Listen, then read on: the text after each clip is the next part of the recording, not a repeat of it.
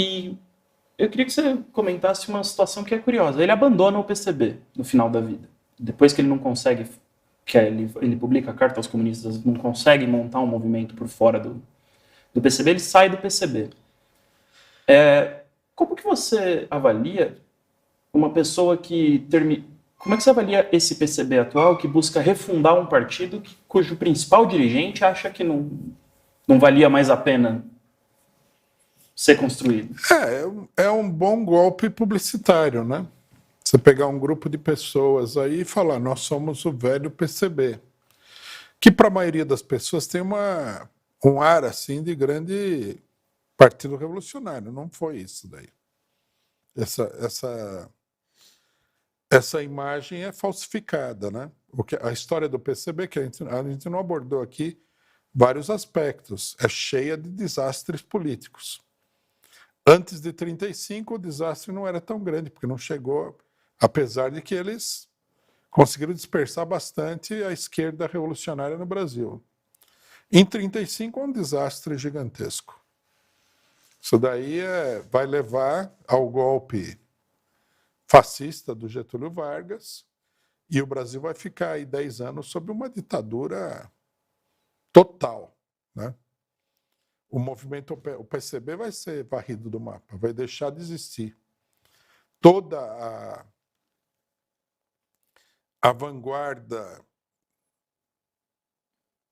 sindical e política do Brasil é liquidada por isso daí.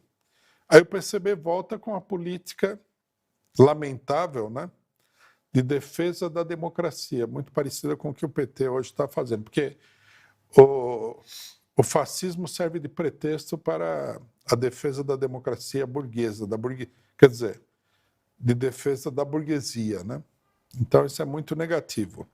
O PCB entra de cabeça nisso daí. Eles acham que o mundo entrou numa nova fase democrática. Levam um golpe, né, com a proscrição do PCB pelo TSE, não podemos falar isso aqui porque o TSE é acima de dúvida como instituição democrática, né?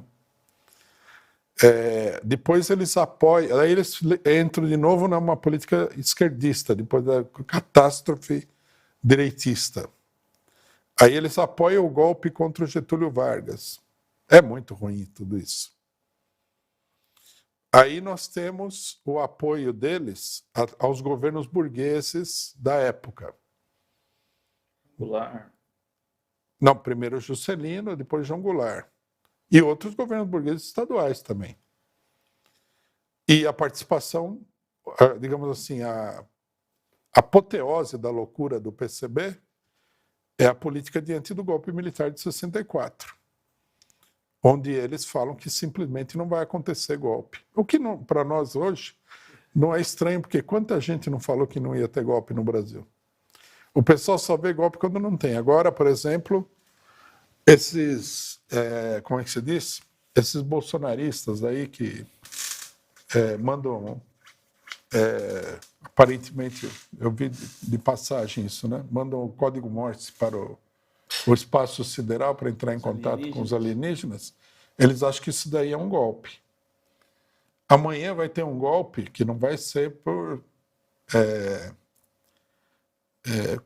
pessoas que querem entrar em contato com alienígenas, vai ser por gente muito mais séria. Aí eles vão falar, não tem golpe. Eles seguem meio que a dica sempre errada, né? Quando tem algum maluco na rua falando que vai ter golpe, eles não, isso aqui é uma prova cabal, mas quando tem movimento dos generais e ninguém fala nada de golpe, eles acham que não tem.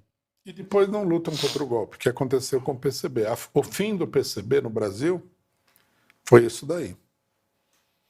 A capitulação sem disparar um tiro, sem mobilizar uma única alma viva contra o golpe de 64. Isso aí acabou com o partido. Eu lembro de uma história, não sei se foi você que contou. Foi eu. Do Tição, né? Do pessoal que ficou esperando. Nós tivemos... tem muitos casos. Nós tivemos um entrevistado aqui na Céu TV, eu não vou comentar o nome, a história não foi contada ao vivo. Mas o camarada tinha sido militante do antigo Partido Comunista, ele era um cidadão bem velho já, e ele era militante do Partido Comunista em 1964, ele era novinho, 16, 17 anos, E ele conta assim, um dia quando a gente fizer a revolução, vamos ter que fazer um filme. As últimas horas do PCB, né? Que nem a queda do Hitler. Vai ter que fazer um filme. Ele conta o caos que era.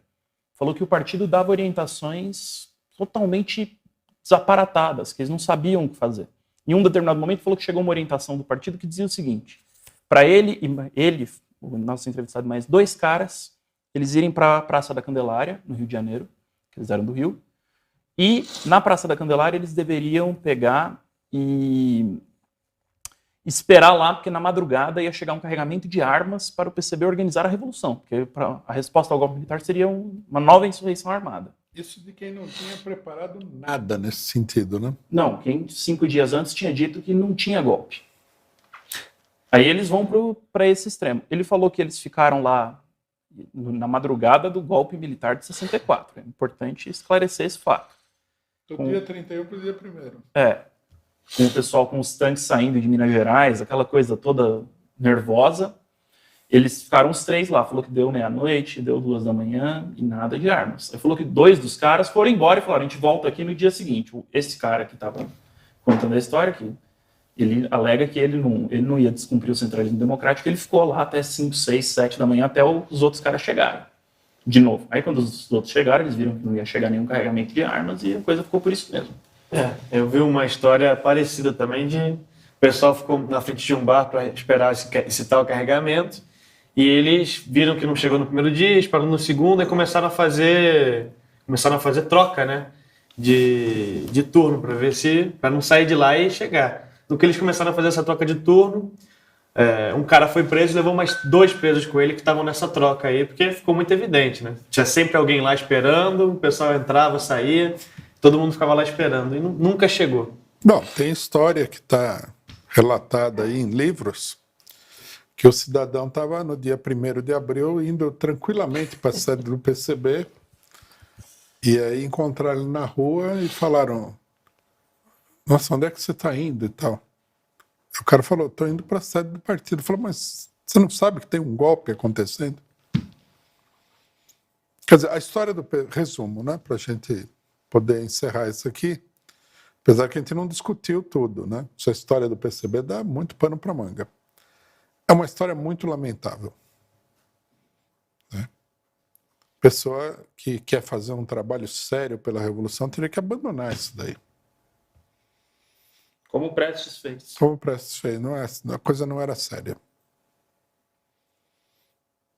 É um desastre depois do outro. E depois da ditadura, a história do PCB é pior ainda, porque ele é muito mais direitista. E a esquerda toda, por incrível que pareça, olhava para o PCB como um verdadeiro horror. Porque era um partido que estava totalmente defasado da época. Né? O pessoal falava: como pode ser tão direitista assim? Mas era o mesmo partido. Era a mesma política, tudo.